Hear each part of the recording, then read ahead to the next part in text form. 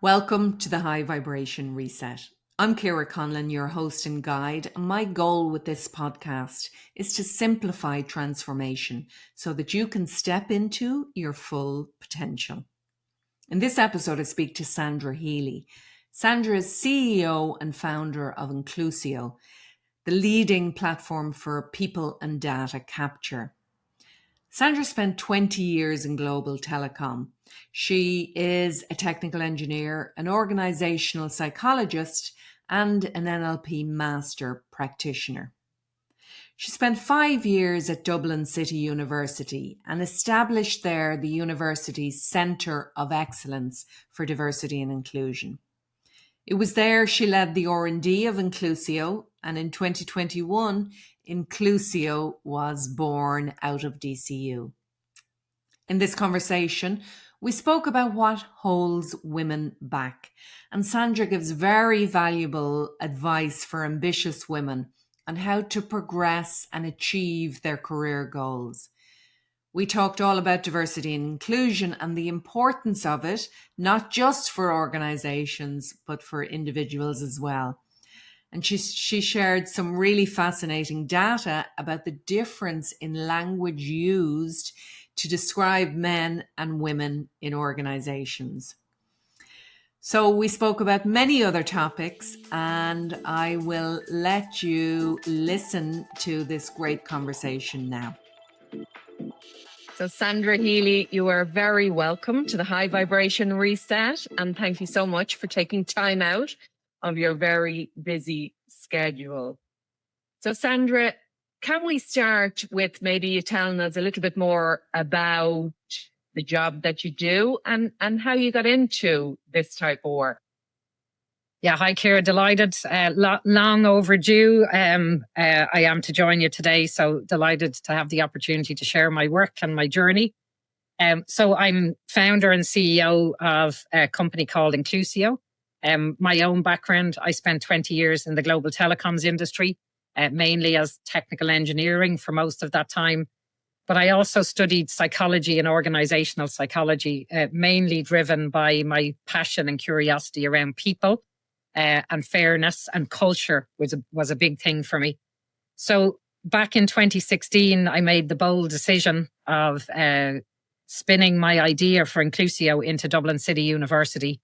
And we spent 4 years in research and development there, backed by Enterprise Ireland, trying to address one of the biggest challenges certainly that I found in industry, and certainly one of the biggest challenges I was hearing from leaders, and no different today, around how do you measure culture? So culture is intangible.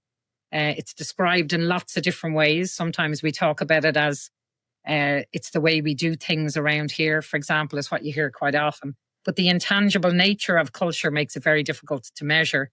And because of that, leaders were saying to us, it's not on my top priority. So we made the bold decision, right? We're going to tackle that, and we're going to bring a scientific evidence-based approach to measuring culture. And we built Inclusio. So I'll probably talk to you more about that while we go on. Yeah. But so long story short, we spun out of the university after 4 years of R&D, backed by Enterprise Ireland commercialization at the time. And we are coming into our 5th year now in the market, and launching into 2 new markets now as we go into 2026. It is a fascinating subject, culture and how human beings come together, isn't it? And it's something, I suppose, in your past, Sandra, I met you, I think maybe when you were working in Vodafone. I think that would have been the first connection. And you were involved back then with the women's network. Would that be right, how we met? So you always had your eye on this piece, or how to, get more involved with creating a better culture. Yeah, I think, Ciara, I actually think it was O2 Telefonica is where I was when we met first, right? And that was back in the day when I was studying psychology. And I was involved at that point around, employee networks and looking at how would we go about establishing an employee network. And that mainly came from, what I found in my day to day, that people were confiding in me around very personal things and them not feeling like it was okay. For example, I had a young man come to me and say, look, I'm neurodivergent. I'm really struggling and I don't know how to go and have this conversation with my manager. I had another young person come to me and say, I'm gay and I avoid conversations on Monday because I don't know how to talk about my life. I saw women coming back in from maternity leave in sales. They were top of their game, having to kind of restart their career all over again, and meetings at 8 o'clock in the morning and drinks at 7 p.m. in the evening. And them being excluded essentially because of the other things that were going on in their lives, So it was through all of that, Ciara, that really, brought me to my work, right? Whatever we decide to call it. And for me, it's really driven by a sense of fairness, and I often get asked, what's the one piece of advice? And my one piece of advice is always don't step over it, right? If you see something that's not right, or you could have an influence or use your privilege or your position or whatever to kind of call stuff out or bring it to the attention and be the voice for maybe somebody else who just can't advocate for themselves at that point. And that's what I've done. And that's what I mean by when I say don't step over it, be the change that you want to see. And that's what I've always done. So back in the early days, I established the ED&I network in O2 Telefonica. I was also part of representing Ireland and part of establishing the Global Diversity Council. So I worked with Danuta Gray, who was the CEO at the time, to help establish and contribute our work to that network. And then when I went into Vodafone, I was asked, would I take on the women's network? And I was a bit reluctant, I have to say, to do that, Ciara, because my work is very much around humans in work, not just any one human. We're all individually different. And that's very much is my belief and philosophy around how I go about things. But I did, and I took it apart and put it back together in a very different way, in a way that supported women and women's careers, but it also supported everyone in Vodafone. Everything we did was very much around good citizenship behaviour for everybody, whether you're man, woman, whatever. In Vodafone, we supported all employees in the work that we did. And it's interesting as well, because I think for a lot of people, diversity and inclusion has become such a buzzword or a tick box for organizations. But the word inclusion, I mean, is it just trying to say, give people a way to belong? Is it belonging that we're trying to foster? Is that the most important piece in terms of including people in the day-to-day? Yeah, well, it's a really important point, right? Because I think that DEI, and I use inverted commas, right, whatever you call it, I suppose there's people on both sides. Some people think it's gone too far, and in some ways it's been weaponized, and I really don't like that word, but that's actually what's happened to it. It's been used in a very negative connotation around, progress. That's what some people would say. Others would say, no, what you call progress has gone too far to the point of it's actually excluded others, So I don't think it matters what side of the line you're on. And I think that's really important. I don't think as humans in work, right, which is a very significant part of our lives, I certainly don't think that no matter what side of the fence you're on, we can ignore it. So it's good that you talk about inclusion, because like, what's the opposite of inclusion? It's exclusion, right? And if you look at the research, there's research that shows that when you exclude a human from a group, the part of their brain that lights up is the equivalent as if you'd kicked that person. So it's the same as physical pain, exclusion. So when we talk about inclusion, you can use it in the technical, put it whatever. Like, we spend a third of our lives in work, 8 hours to sleep, 8 hours to live, 8 hours to work, whether we like it or not. I know that's not always the case for some people in different professions. But we can't, if you're excluded, obviously that will impact belonging, Ciara, but from an employer perspective, it impacts productivity. well-being, retention, performance, innovation. So, and that's what our science in inclusio, and when we all of those components are built into our culture model. But if you don't have a culture where people are included, where people feel that they belong, where their well-being is and work-life balance is something that the employer is conscious of and paying attention to, the negative impact of that is, lower performance, higher turnover, lower productivity, and your employees disconnecting actually from the mission of the organization. So that's the business case for D&I is obvious. For the employer, the goal is to give the employer a reason to engage with it, to see its value.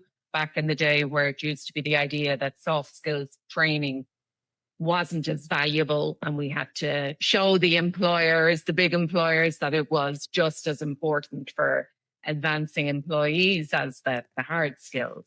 Yeah. So I think, sorry, just to say, we talk about people and culture, right? Because when some people think about DEI, they think it's the other group, it's that group over there, or it's that group over there. It's not. Like, we're all humans, we're all in work. Doesn't matter what level you're at, what color you are, what gender, it does not matter. When you're in work, there's inconsistent experiences that happen for people. And when you think about culture, that's where culture comes in. How do we create that consistent experience for all the individual and collective humans in the system?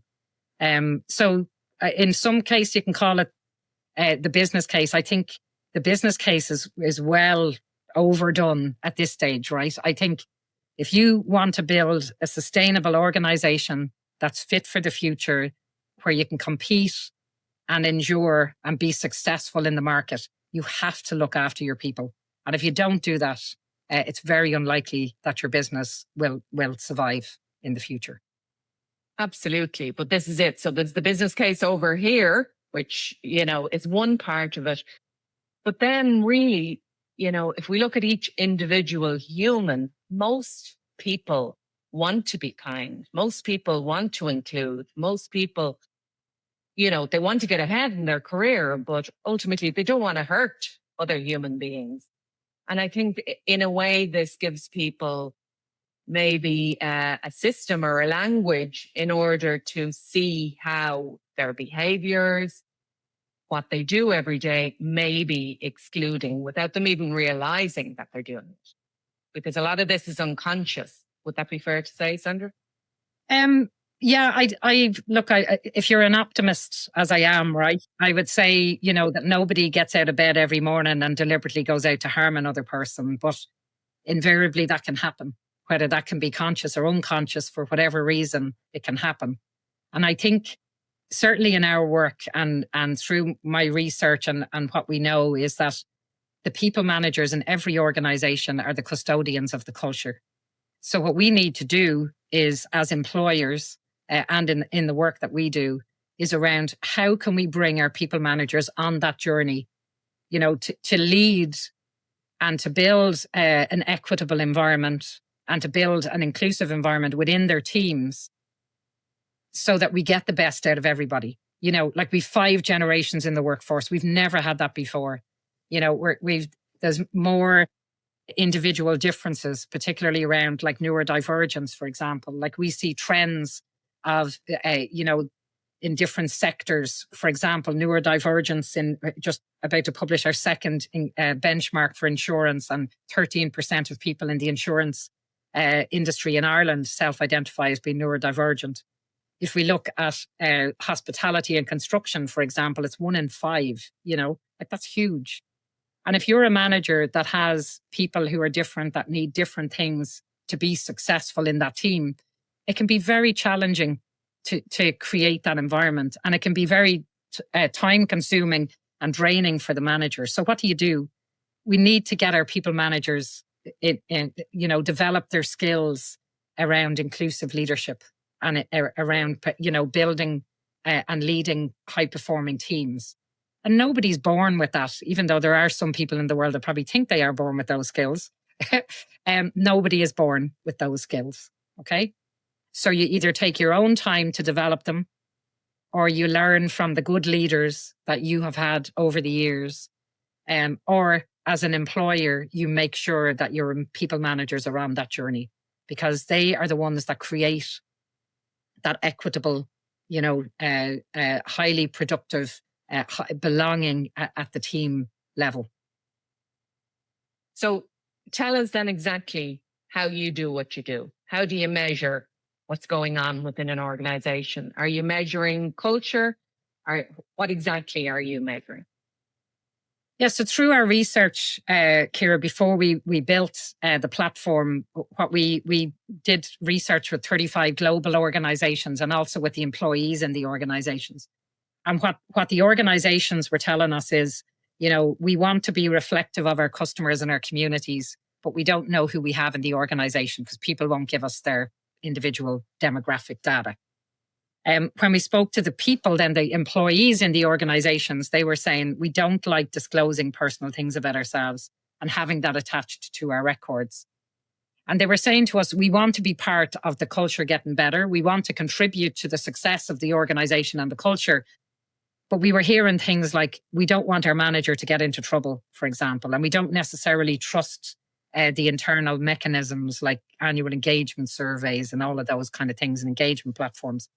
So we had to take a step back and think about, right, how can we do that? How can we represent the employees and find a safe and confidential way for them to be counted? But at the same time, how could we give them an opportunity to give us the feedback on the culture in a way, a tangible way that the employers then can take action on it? So what we did is we used behavioural science. So we described what we do is we combined technology, psychology, which is the behavioural science piece, and ethical AI to bring a gamified platform for data capture. So essentially what we do, it's fun, it's interesting, 3 to 5 minutes a day. We run it like a campaign. You start, say, for example, we were starting on a Monday, you get a nudge, you get invited to participate.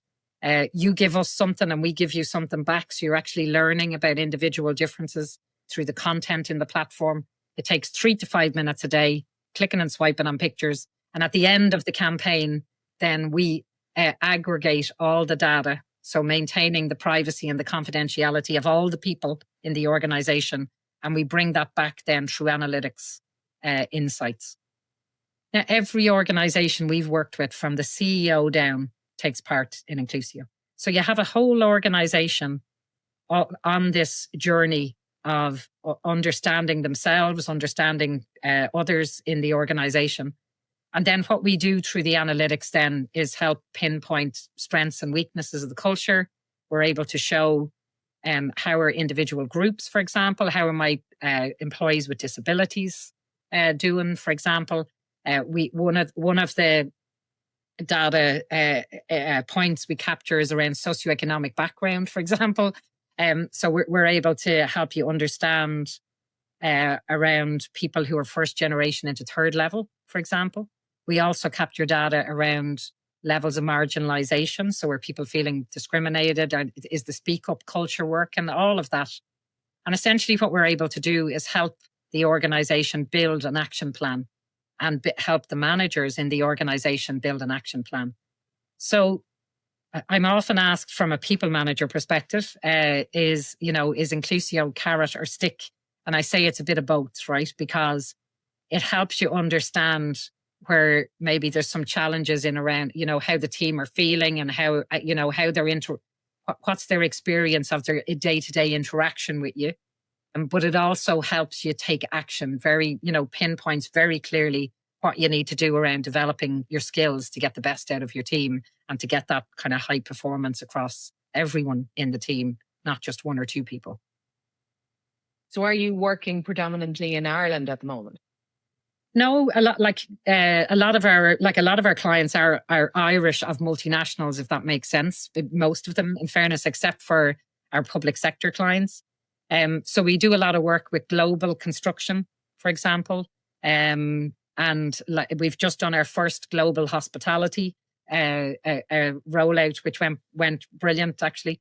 We've 15 different languages now built into the platform to be able to look after that particular client, and then building action plans into the platform as well then, so that individual managers then can understand their data and their insights, understand the strengths and weaknesses of their own activities, and then build an action plan and then track change over time through the platform as well. So it's exciting for us. What we're tracking at the moment now is the UK financial regulator is now introduced culture monitoring into the non-financial misconduct reporting from next year. So that positions us well in that we're scientifically able to measure culture and benchmark it within sectors. So that builds a lot of confidence. If a regulator is looking at your business, for example, and saying, okay, well, how are you doing from a psychological safety perspective? What's the levels of trust within your leadership team and your managers, for example? What are the levels of well-being and work-life balance like for your employees? And one area we capture then is around manager performance, for example. How are my managers doing from an equitable access to career opportunities, for example, and having the right level of career conversations. And then we're able to look at that through the lens of the different groups. Are women having a different experience compared to men, for example? Are people with disabilities experiencing the culture in a different way compared to others? Are people who are, first generation into third level, for example, they would be seen as in some areas of financial services, for example, they could have a very different experience when it comes to trying to get onto the leadership ladder. And we're able to tell and understand what their cultural experience is like compared to others in the organization. So that's my next question. Are women having a different experience than men? Yeah. Is that still an issue for us? Yeah, it's an interesting one, right? Because I was looking at some of our data, some of the things we'll be publishing now over the next kind of few weeks with different sectors. So if I look at, this is our second year of the VOICE report. So we've done VOICE for insurance. So VOICE is an acronym for Valuing Openness, Inclusive Culture and Equity in Insurance. And what we've done is there's 6 insurance companies last year, soon to be 7 now, have come on board and given us permission to aggregate their data together to get an understanding of creating some benchmarks and get an understanding of how people across the insurance sector are experiencing the culture and what kind of representation do we have when it comes to employees. And if I was looking at some of the data there around, if I look at the journey of employee to people manager to senior leadership team, okay? And what we see is in insurance, 50-50 men and women coming into the organization. There's a slight drop when it moves up to people manager, a slight drop of about kind of 5 to 10%. But when it gets to senior leaders, only 1 out of 1 in 3 are women. So if you look at that data, that's the second year. And look, this is not new, right? With this, we see this, and this is one sector. So what we're seeing there is that drop off, of women. So that's great. And I have to say, really good to see the insurance sector doing a good job getting, having that equitable access for men, and both men and women when it gets to people manager, because there's other sectors you wouldn't see that in. But where we're seeing that drop off then is into senior leadership. Now, where they are doing really good work, I can see the organizations we work with from a board perspective, we have that kind of 40-60, right? So 4 in 10 are women on boards. That's good, right? Because I see some other sectors out there and that's not the case. And in fact, I think we're tracking going backwards, looking at some of the latest research that came out there from a board's perspective. Yeah, so that's, so that would be my question there. So what's happening? Yeah. How are women who are, because that's the natural progression, isn't it? People manager, and then you move into over time into a senior role, I remember when I was doing my org psych, there was one, I don't know if you've ever heard of the Ciara effect, Ciara. Have you ever heard that? No. If you haven't heard it as a woman, it's worth looking up. It's called the Ciara effect, right? There's lots of research around it. And it talks about how women behave and how they operate when they're in work, right? And what they say is that through that research is that when women go into an organization, they're very much kind of get their head down and focus on the work and kind of wait for a tap on the shoulder. And while they're doing that, there's men in self-promoting and doing their own, and then the man gets promoted and the woman is sitting there going, hang on a second, I've been look at all this work I've been doing. I've been away here. And waiting for a tap on the shoulder. So it's interesting, that self-promotion piece. And I, like, it's not me, right? I'm an outlier because I am a self-promoter, right? And it's probably part of I've always been kind of in sales and commercials. So it just comes naturally to me. But I get it that it doesn't come naturally to others, right? And then I was looking at part of my other, looking at some research I did a couple of years ago around the stereotypical qualities of being male and female in work and how that kind of drives our behaviors as well, and then the language that's used around men and women. And if you want, do you want me to give you some of this, right? Gendered language, right? Wait, I'll read this for you, right? So when we describe men in work, gender language, we talk about ambition, confidence, determination, leadership, self-confidence, right? When we talk about women, we talk about communal, cooperative, emotional, polite, support, right? So where does that come from? That comes from the stereotypes of who men and women are in the world and in society. And I don't think we realize that actually starts to come into the workplace. And when it comes into the workplace, where it really starts to play out is in when words are used to describe men and women in performance reviews, right? So I'm going to and look, I have links to all of this. If it's fascinating if you want to go down that rabbit hole, right? So managers use more positive words to describe men in performance reviews and more negative ones to describe women. And this is from the Harvard Business Review, where it talks about the different words we use to describe male and female leaders. Words used to describe men: analytical, competent, athletic, dependable, confident, versatile, logical, and practical. Words to describe women: compassionate, enthusiastic, and energetic, and organized. Now, they're the positive ones. The negative ones for men: arrogant and irresponsible. For women: selfish, frivolous, passive, opportunistic, a gossip, vain. So, but are these performance reports being written by both men and women? Probably, yes. Yeah. And the reason, and that, I suppose that's what I'm trying to get across here, right? It comes from the stereotypes in our communities. Okay. Like, I remember doing my master's dissertation, Ciara. My dissertation looked at transformational leadership and its ability to drive innovation in teams. And I actually did my research on, it was Vodafone was the company that I did my research on. And I proved that transformational leadership, that style of leadership, does indeed drive more innovation in teams.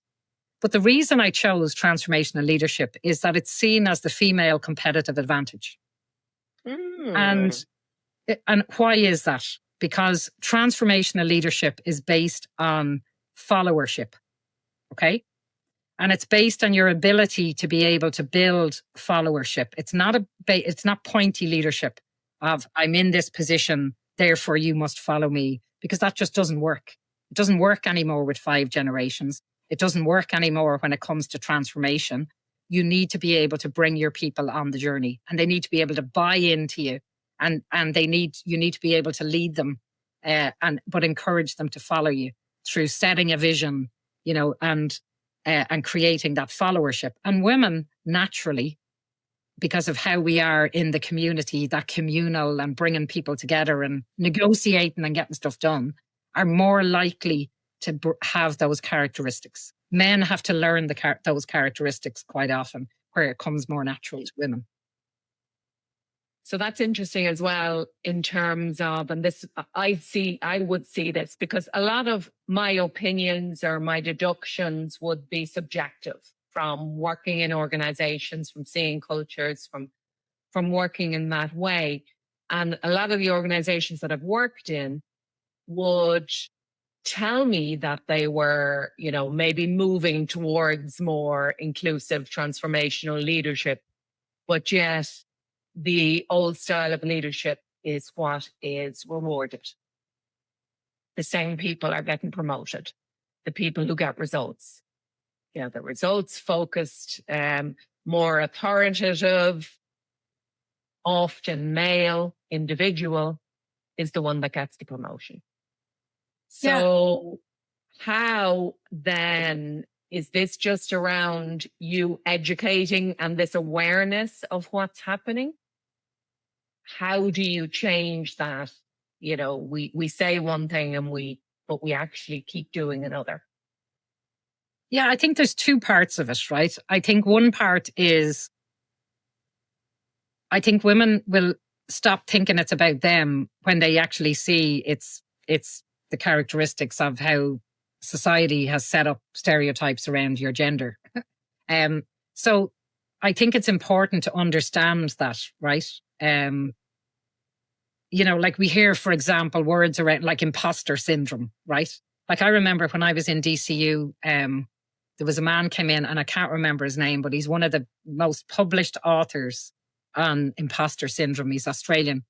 And he came in to the Helix and he was on stage and full house, right? And he said, I'm going to say one thing here before I start. And he said, everyone has imposter syndrome. And he said, in fact, it is because of your ambitious nature and you being highly ambitious that you feel like an imposter. So let's just all relax. Further, because you are a human, because it's what did they say? The authors of the paper said it's the imposter experience, and we all experience it. Yeah. So thinking about that, Ciara, right? That's, so we hear these words, like I think it's important, particularly for young women, right, today, that probably haven't had the opportunity to build social capital and political capital because of COVID, because of hybrid working and all of that. And that's what I see. I do some coaching sometimes with young men and women, in fairness, and actually both are having a very similar experience from that perspective. And when I use those terms, right, social capital, what does that mean, right? That's the water cooler conversations, who am I going playing golf with? What are we, who am I hanging out with and having a coffee with, Go for a drink after work. Who's hearing about my projects? Yeah. And then the political capital is around, how do I navigate my journey for career? Who do I need to be talking to? Who do I need to see my work? And all of that was much easier to do, right? But now if you're in a hybrid, or you're in remote, which for some people are fully remote, how you have to be very conscious and very deliberate and have a strategy around how you do that. I'm not saying that's a reason why people have to inefficiently come back into work 5 days a week, because I do not believe that is efficient. I think that it just we need to shift it, right? So things that may have happened naturally, we can't take for granted. So you need to put a strategy and a plan around that. And I think something, and the reason I went back to my research notes, right? There was one thing I remember doing this research to understand women and ambition. Let me see if I can find it, because it was really important. Because quite often that's something that comes out, right, is around, are women as ambitious as men, right? And actually what we find is that women are just as ambitious as men, but quite often what happens is the system is stacked against them, right? So what we need is to create kind of equity in the system, so that you have as much of an opportunity as anyone else going for a particular role. But there's one big challenge to it, right? And that's people like themselves. That's the bias in the system, right? And I know that we're kind of coming back around to the question that you'd asked me, right? Like we do a lot of work with construction. And if I look at our latest research in Ireland, we work with the Construction Industry Federation, and we're doing two parts of data capture with them. One, understanding their member organisations. And the second piece then is giving everyone in construction, 70,000 people work in the sector in Ireland, giving them an opportunity to give us their feedback on their experience of the culture across the whole sector. Mm-hmm. But what we found is when it comes to women representation in the sector, 11%. Now, if you were on the outside, a woman, right? And, you're accomplished career woman, right? And you're thinking, oh yeah, I'm in compliance. I'm looking for a new role, and construction comes up for you. Are you going to select construction? Probably not.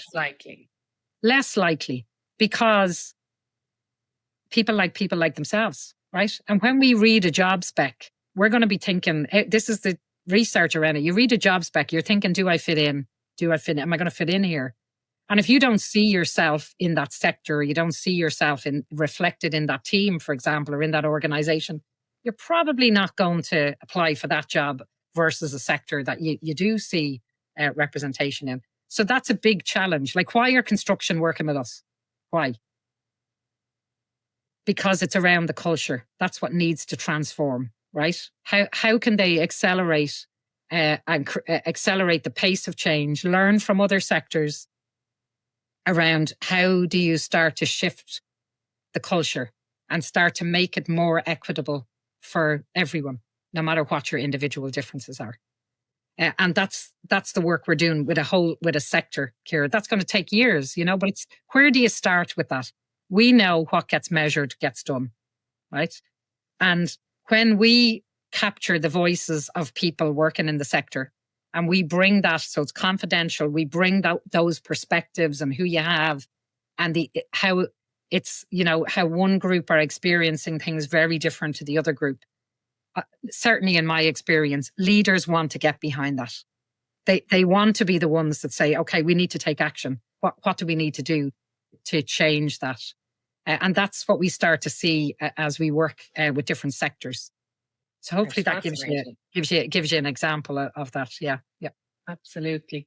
So where do we start? So let's say, I presume a lot of the work that you do, Sandra, is done with larger organizations. So let's say you're a small business.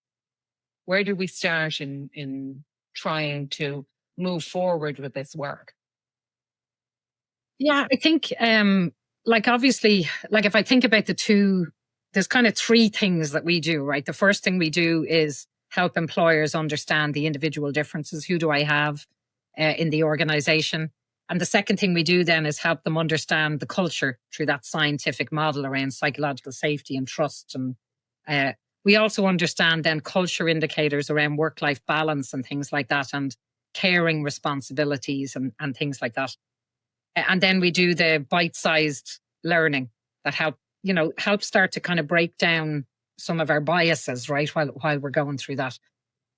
So if you're a small organization, I think the biggest challenge is always going to be around capturing the individual differences data, right? Because how can you maintain the privacy? Because that's all built into our platform.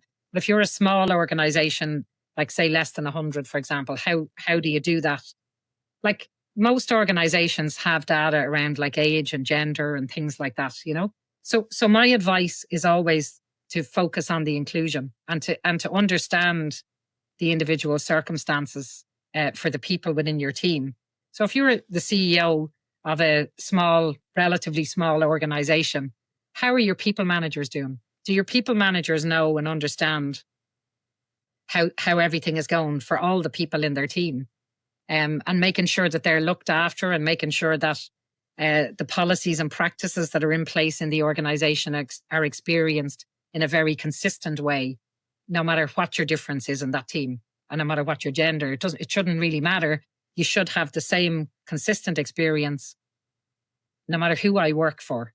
And quite often, Ciara, that's what we find is not the case. And but that's your duty as a leader of the organization, right? That if you're going to take the time to implement good policies and practices, you need to make sure that that's the lived experience of the people on the ground. And how you do that is bringing your people managers on that journey, that development journey with you. So how do you start?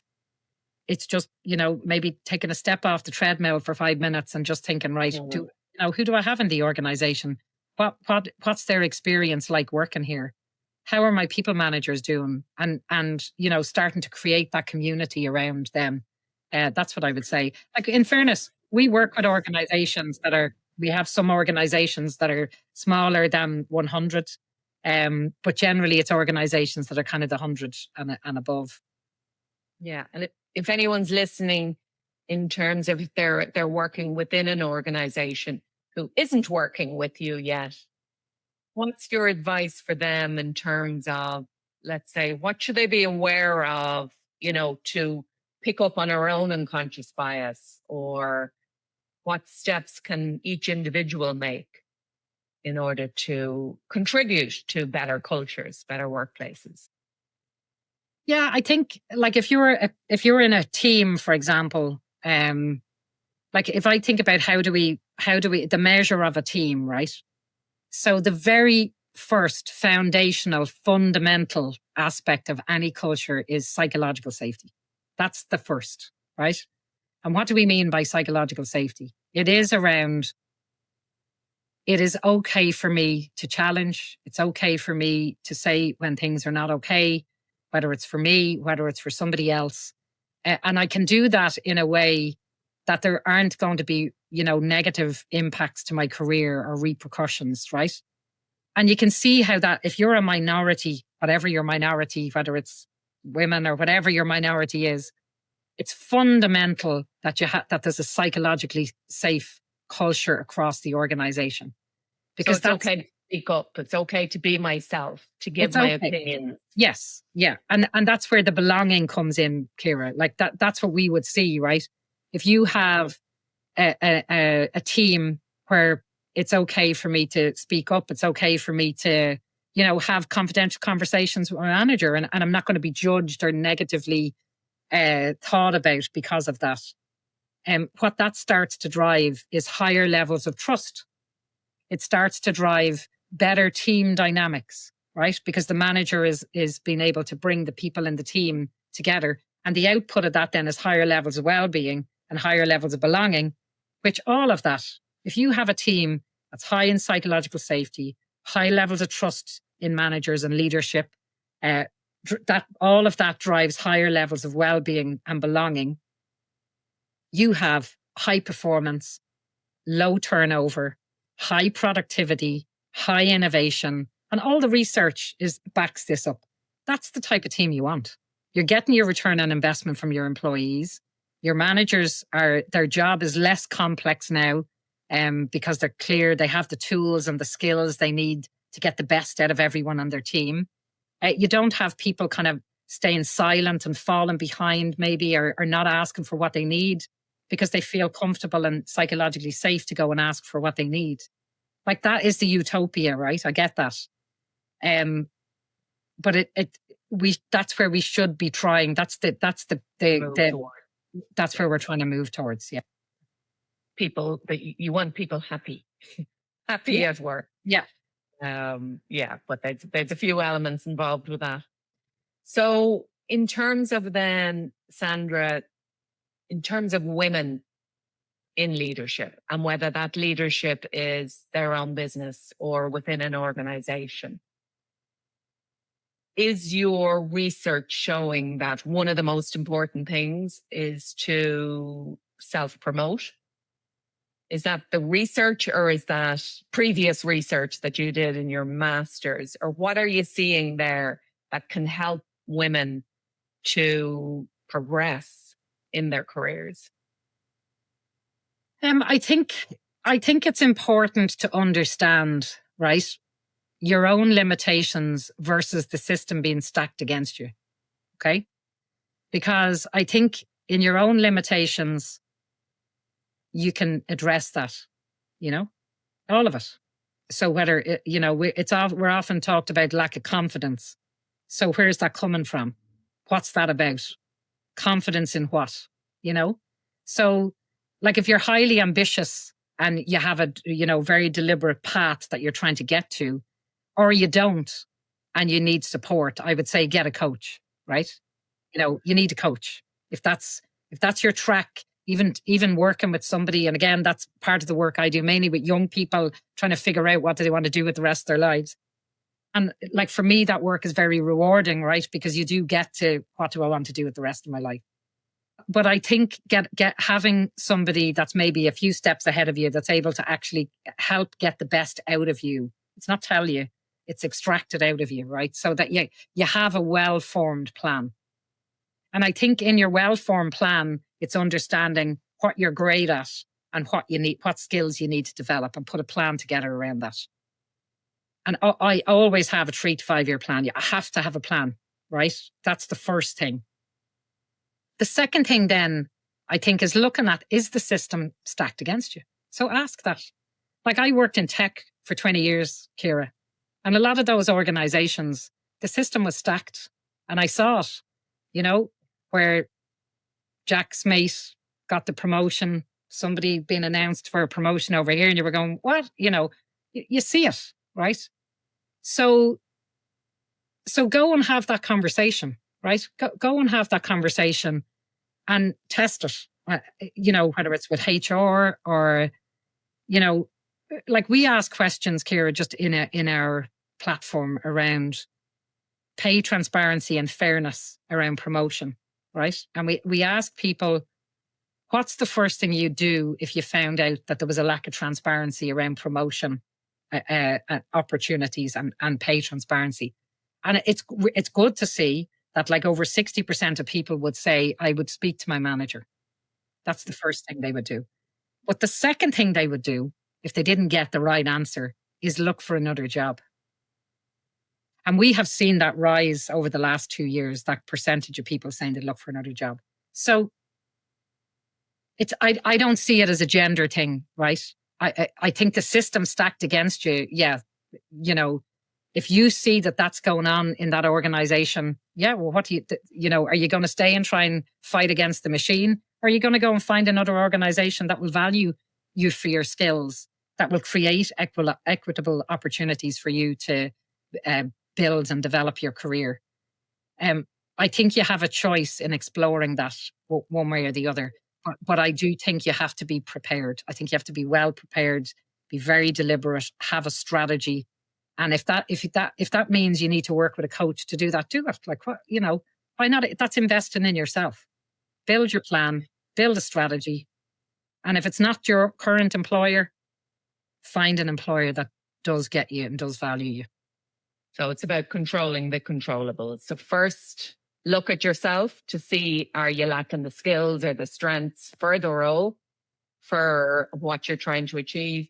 And then if you've done that, look around and see, am I ever going to get where I want to be within this machine or this system? Yeah, I remember, sorry, Ciara, you reminded me of years ago when I was in tech, right? There was the company came in to do these focus groups, right? Around women and women's experiences in tech.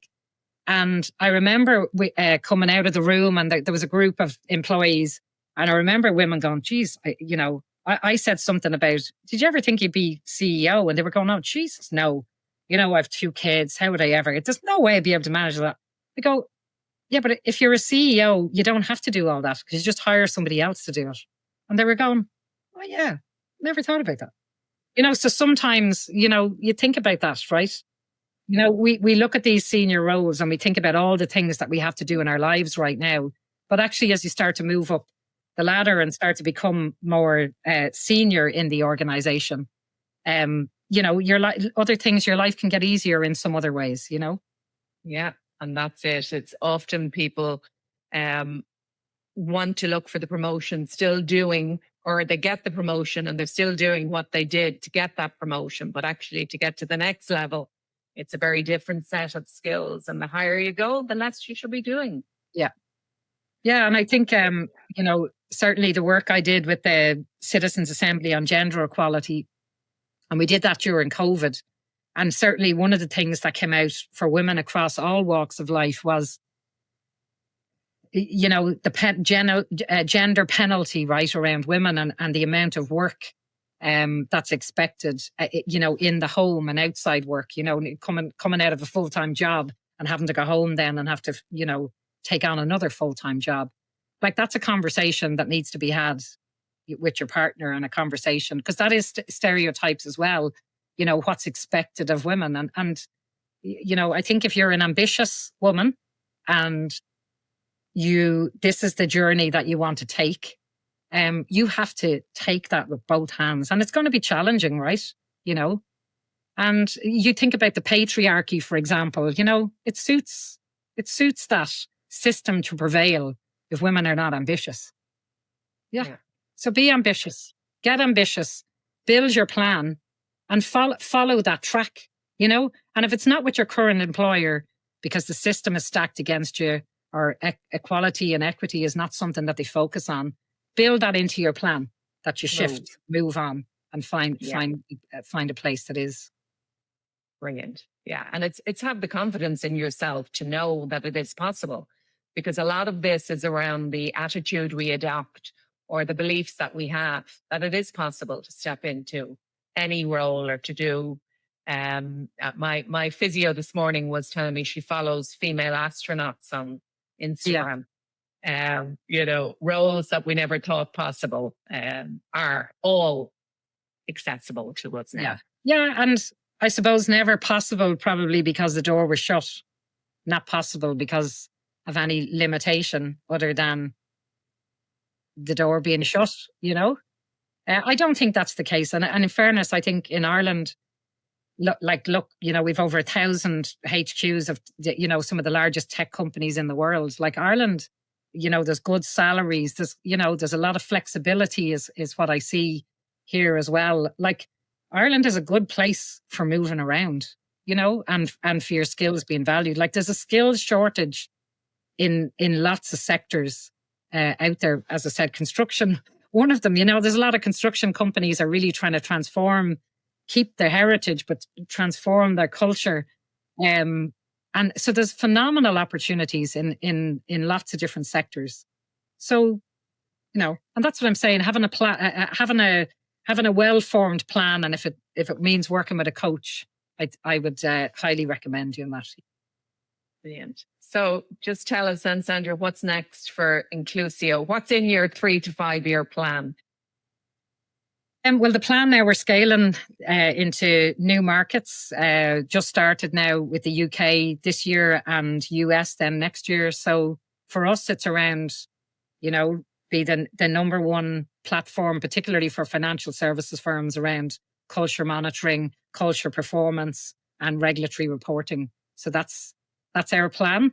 And we're growing our team now in those regions as we go. So it's exciting times for us. I think it's been an interesting journey because the market has shifted so much, and we've had to shift with that.